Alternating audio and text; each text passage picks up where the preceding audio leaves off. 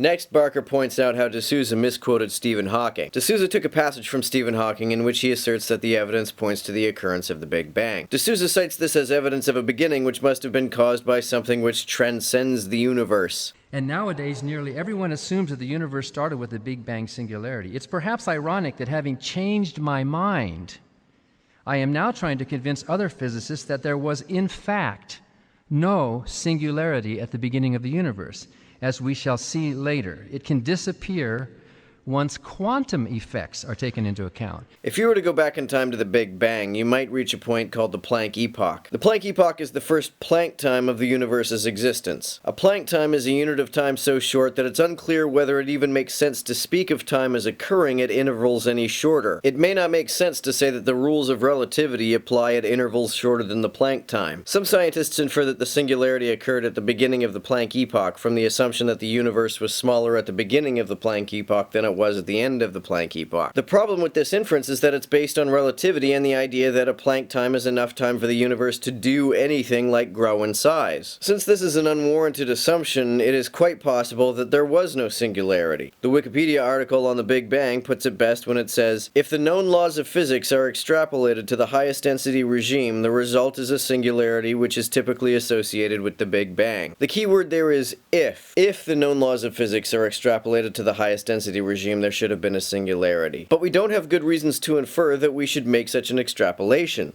So the very paragraph that you're quoting to support your position actually says the exact opposite of what you intend your readers to believe. I think Dinesh is a good guy. I like him, and I don't think he's deliberately lying. I think he was just sloppy. He didn't read it right in the context, and that happens to all of us. It's happened to me. Dan has a higher opinion of Dinesh than I do. As derpy as Dinesh often is, I have heard him say shit that is so obviously wrong that I don't think even he could be that big a shithead. We're all human beings.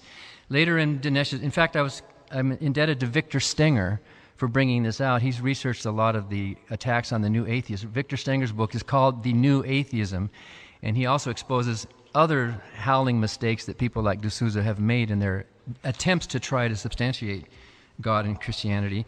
But also, Dinesh talks about causality and says even David Hume knew there was no such thing as an uncaused cause.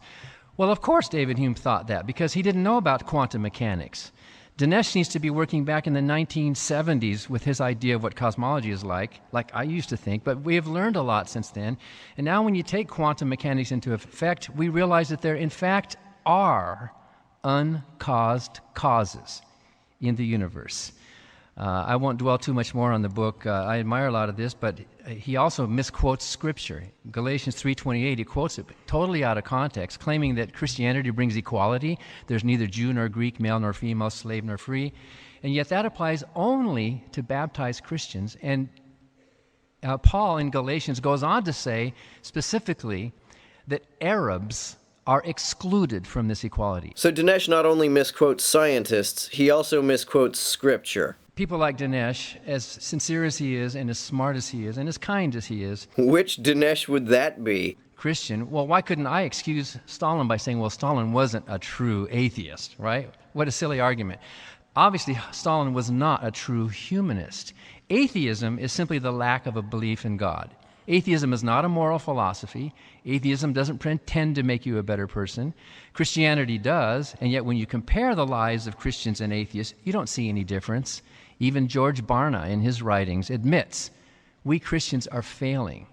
There is no difference. Well, you do see a few differences, one of which is that atheists are disproportionately underrepresented in the prison population. Christian young people, even the young people in this church, are having sex just as often as non-Christian young people.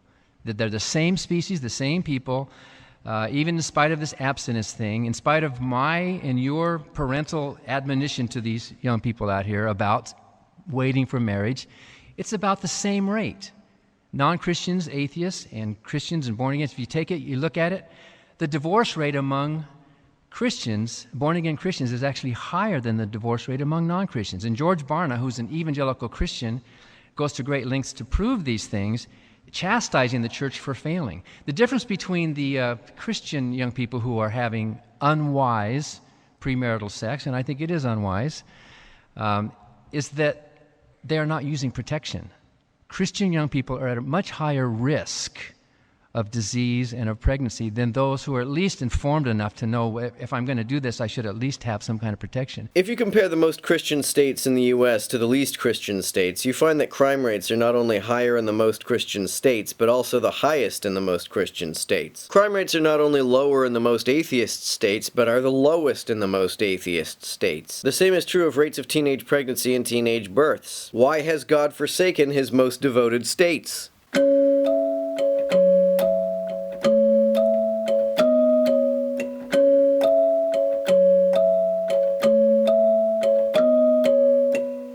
To everyone who helps me out on Patreon, you're a big help. Thanks so much.